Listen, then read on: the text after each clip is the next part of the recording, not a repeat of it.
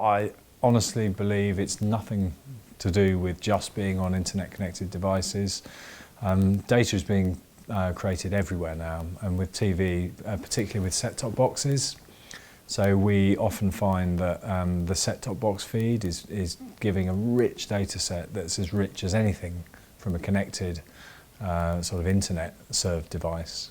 So honestly, that's where the future is going to be. It's going to be a hybrid of the two data sets there, online and the set-top box data. It's very much the case of content and actually the platform experience was the first driving force, but it quickly becomes apparent that you can't create content just with data. That's the creative process is still going to be there. So it was about the viewer experience. It was about to have a more one-to-one relationship with our viewers that we, as a broadcaster, had never had before.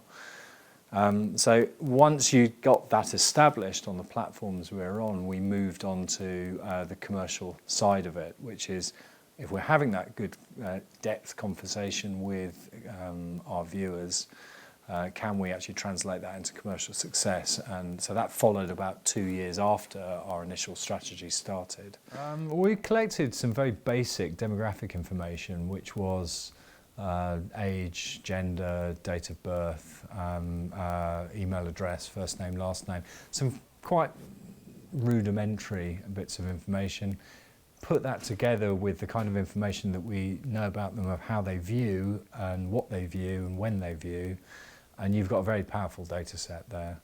That's what we leveraged. And we don't really need to add to that data set in too much detail at the moment. We're finding there's enough in there to be able to exploit it, both improving the viewer experience and also commercial side. I think where it's really started to play back to us though is with younger audiences or the consumers of the viewers that come to us on our platforms, especially the owned and operated platforms like iOS, Android and .com. Because we control that experience completely for them. We see them coming in, we know who they are because it's all logged in now. So we get really good, we can start to design things that's specific to them, and that's why personalisation is going to come to the fore on those platforms, because those audiences are the ones that demand it the most as well.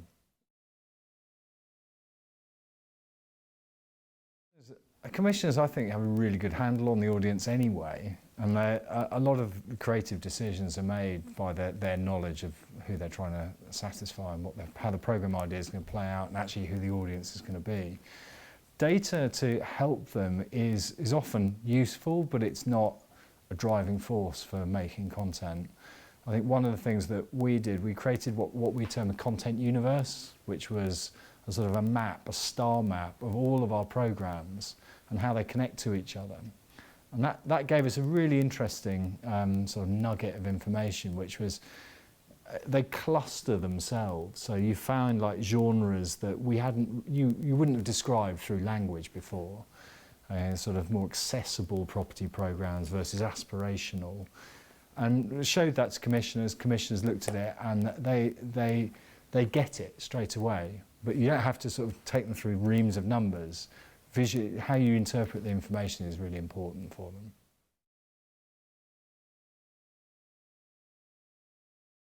We're not really using third-party data. We've found that we've got so much within the first-party data that we hold about them. You know, we've got a scaled proposition. So, whilst we might not have as many young people as say Facebook or YouTube, say, are using our platforms, we've got over half of all 16 to 34s registered. So in the UK, that's a phenomenal amount, and we got there very quickly.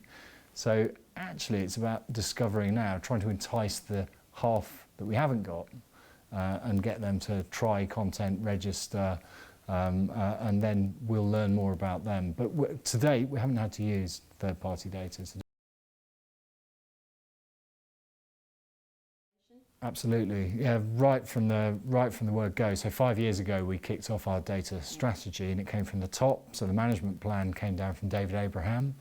He put people in place to drive that data vision right through the business, all the way through to the tech teams. We had to recruit the kind of analysts, and we had to recruit the kind of audience specialists that could work with those new data sets. We created a whole unit. We called it Audience Technology and Insight, but we've now rebranded it Consumer Insight, because the technology is there now, and now we've got this sort of really sort of fine-tuned way of looking at our audience using sort of multiple, whether it be panel data, big data that comes from our first-party data sets, or just any other viewing data that we get our hands on. So yes, management was massively important, but we did have to bring in quite a lot of new skills into the business. It's going to be a challenge for other broadcasters who want to do that as well.